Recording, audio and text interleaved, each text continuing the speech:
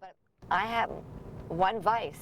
I guess I'm hard with the pedal, and I'm not lucky. I don't know how to talk my way out of a ticket. Fern Bursky averages about one traffic ticket a year. They range from not wearing her seatbelt to running stop signs. One was for making an illegal U-turn. And since she says she drives 2,000 miles a week for business, she certainly can't afford to lose her license. So she frequently visits the attorneys at the traffic ticket office. We have some clients that come in every week with a traffic ticket. Unofficial estimates are that 25 to 50 million traffic tickets are issued in the U.S. each year, generating about $8 billion in revenue for local and state jurisdictions. In Mallo's experience, about 7 in 10 people will just simply pay the fine without realizing they're admitting guilt and thus racking up points on their driving records. That results in higher insurance rates and sometimes a lot worse if you're a professional driver. They're not given the option to go to traffic school to avoid the points or anything like that. If they pay the fine and they're found guilty, they can lose their driver's license. For a typical $69,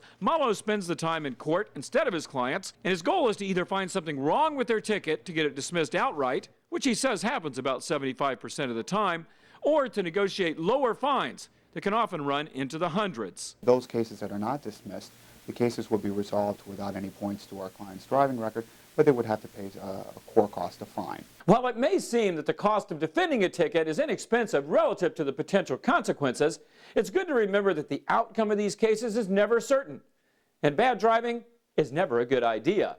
So the bottom line here is, let's see if we can avoid tickets in the first place. For Money Talks, I'm Stacy Johnson.